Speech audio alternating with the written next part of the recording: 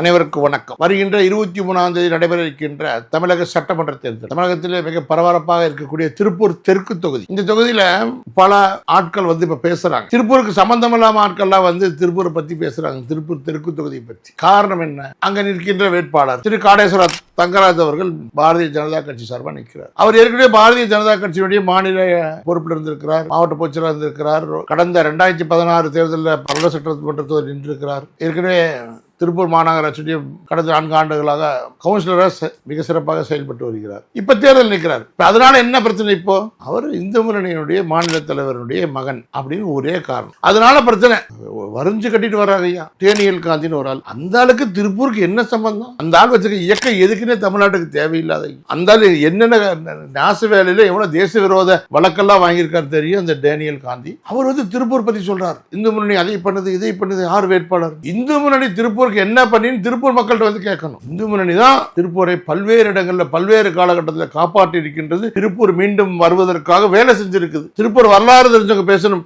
கடந்த 30 ஆண்டுகளுக்கு முன்னால 25 ஆண்டுகளுக்கு முன்னால இந்த கம்யூனிஸ்டினுடைய ஆட்டத்தினால எத்தனை நாள் திருப்பூர் பணி நாசமடைஞ்சிருக்கு தெரியுமா? எவ்வளவு நாள் ஸ்ட்ரைக்? 4 மாசம் ஸ்ட்ரைக், 10 நாள் ஸ்ட்ரைக், 20 நாள் ஸ்ட்ரைக், நினைச்சா ஸ்ட்ரைக், சாயங்காலம் ஸ்ட்ரைக். எங்க போனாலும் திடீர்னு ஒரு பிரச்சனை வரும், கம்பெனி முன்னாடி கொடி நட்டிடுவான். இதே கமிஷன் எத்தனை கம்பெனி அடிச்சு உடைச்சிருக்காங்க. ஷாகி எக்ஸ்போர்ட் ஒரு கம்பெனி பல்லட ரோட்ல செவரெட்டி குதிச்சு கம்பெனி அடிச்சிருக்காங்க. இதுல வழக்கு இருக்குது. இந்த கம்யூனிஸ்டுகள் இருந்து காப்பாற்றியது இந்து முன்னணி.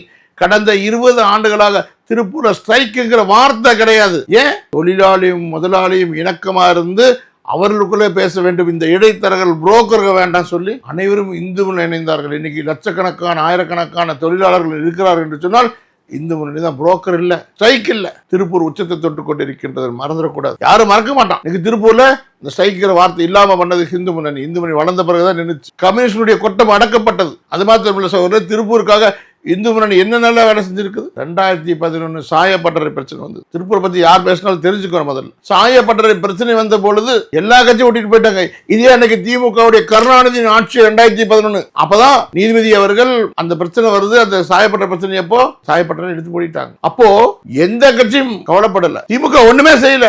ஆட்சி கட்டில இருந்து அன்னைக்கு கருணாநிதி அவர்கள் களத்தில் இறங்கி போராடியது இந்து முன்னணி. தொடர் போராட்டம் பண்ணோம். லட்சக்கணக்கான பேர் ஒன்று திரட்டி போராட்டம் பண்ணோம். மாவட்ட கலெக்டர் கிட்டத்தட்ட 50,000 பேர் கொண்டு மனு கொடுத்தோம். அன்னைக்கு 2011 சட்டமன்ற தேர்தலில் வடக்கு தொகுதியுடைய வேட்பாளர் 1000 பேர்த்தை கலெக்ட் மிரக்கணும். அன்னைக்கு திமுக இருந்து திருமதி சுப்புலட்சுமி தேவசன் அவர்களும் அதிமுக இருந்து பொன்னையன் அவர்களும் இன்னைக்கு இருக்கிற அன்னைக்கு கம்யூனிஸ்ட் கட்சி தலைவர்கள் பேசினாங்க. தயவு செய்து தேர்தல் வேண்டாம், தேர்தல் முடிஞ்சது செஞ்சு கொடுக்கிறேன்னு சொன்னாங்க. தொழில் பாதுகாப்பு குழு என்கின்ற அமைப்பை ஏற்படுத்தி அதன் மூலமாக போராடியது இந்து முன்னணி. அது மிகப்பெரிய போராட்டம் அறிவித்த பிறகு 2011 முதலமைச்சராக செல்வி ஜெயலலிதா அவர்கள் வந்த உடனே முதல் அமைச்சரவை கூட்டத்திலே இந்த போராட்டம் செய்ய வேண்டாம் என்று சொல்லி அன்னைக்கு இருந்த முதலாக பதவியேற்ற நம்முடைய சண்முகவேலு அமைச்சர் அவர்களும் செங்கோட்டையன் அவர்களும் நேரடியாக கலெக்டர் ஆபீஸ்ல பேசி போராட்டம் பண்ண வேண்டாம் சொல்லி 200 கோடி ரூபாய் நிதி ஒதுக்கினார்கள். அன்னைக்கு போராட்டத்துக்கு களத்தில் இருந்தது இந்து முன்னணி தொழில் பாதுகாப்பு குழு. அன்னைக்கு ஆரம்பிச்சுதான் உலகத்துக்கு வழிகாட்டியாக ஜீரோ டிசார்ஜ் என்கின்ற அந்த சாயக்கழிவு பிரச்சனை தீர்வு பெற்று